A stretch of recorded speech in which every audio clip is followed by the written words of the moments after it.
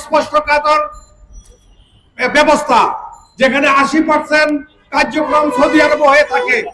এই বছর আমাদের 1,27,198 জন হাজি, 100 থেকে 300-র মধ্যে আমাদের হজের কোটা বলবৎ রাখতে হবে।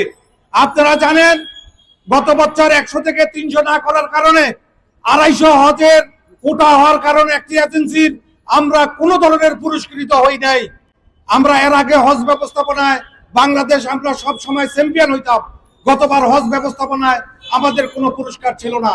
এই বছর যদি 250 জায়গায় 1000 করা হয়, আমাদের হজ ব্যবস্থাপনা আমরা সমস্ত বুলন্ডিত হব এবং আমাদের মান সম্মান নিয়ে চিনিমিনি করা হবে যে হজ ব্যবস্থাপনায় হজ এজেন্সিরা সার্ভিস দিতে পারে নাই। 1200 এজেন্সি আমরা, কিন্তু আমরা হজ করতে পারবো মাত্র 70টি এজেন্সি। তাহলে বাকি এজেন্সিরা কি করবে? আমাদের কর্মকর্তা কর্মচারী, আমাদের অফিস, প্রায় 2000 কোটি টাকা আমাদের ইনভেস্টমেন্ট আছে। আমরা চাই হজ নীতি অনুসারে হজের কোটা হবে 100 থেকে 250, 300, এবং এই বছর আমরা 500-র উপর আমরা হজ করতে পারবো না। এই জন্য আমরা দৃষ্টি আকর্ষণ করার জন্য প্রধান উপদেষ্টা যে আপনি জরুরিভাবে এটার ব্যবস্থা নেন এবং আগামীকাল বাংলাদেশ সময় 10টা বাজে হজের চুক্তি হবে। সেই চুক্তিতে যেন আমাদের কোটা এই বছরের জন্য 500 থাকে এবং আগামী বছর থেকে বাংলাদেশের যে হজ আইন আছে সেই হজ আইন অনুসারে 100 থেকে 300 হবে। এটাই আমাদের দাবি। আমরা হজ একটা ফরজ ইবাদত, এই ফরজ ইবাদতের জন্য আগামী 5 জুন, এখনো 6 মাস হজের বাকি, যেটা নজিরবিহীন। 6 মাস আগে হজের রেজিস্ট্রেশন বন্ধ করে দেওয়া হয়েছে। এটা কি চক্রান্ত? এই চক্রান্ত আমাদের মুসলিম সমাজের হাজিদের ফরজ ইবাদতের চক্রান্ত। যে হাজি এবার চুক্তি রেজিস্ট্রেশন করতে পারলো না, যে হাজি যদি মারা যায় এই ফরজ ইবাদতের জন্য, সে যদি গুনাহগার হয়, এর দায় দায়িত্ব কে দিবে? আমাদের ধর্ম মন্ত্রণালয় আমাদের 500 কোটার জন্য আমাদেরকে নির্ধারণ করে দিয়েছিল।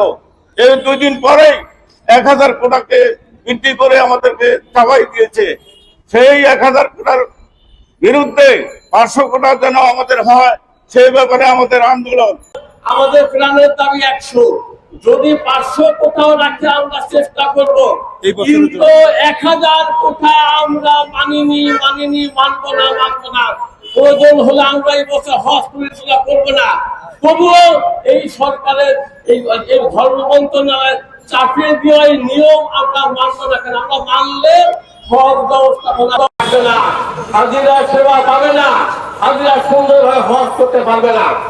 হজ ব্যবস্থাপনায় একটা মারাত্মক বিশৃঙ্খলা সৃষ্টি হবে, কারণ প্রত্যেকটা এজেন্সি একটা লজিস্টিক সাপোর্ট হজের জন্য আছে, যা 100 থেকে 300 পর্যন্ত।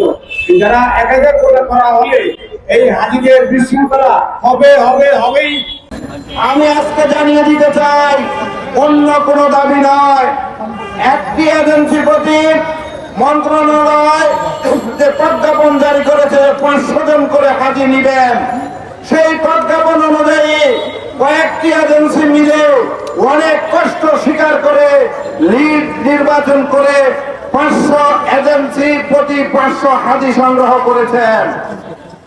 তারপরে তারা তাদের নিয়মতান্ত্রিক ভাবে যে কর্মসূচি, যে কার্যক্রমগুলি পরিচালিত করবে, এমনি সময়ে কার ইশারায় কোন কুচক্রী মহলের নির্দেশে সেই 500 কোটা থেকে আবার 1000 কোটা হয়ে গেল। আমরা এর তীব্র প্রতিবাদ জানাই।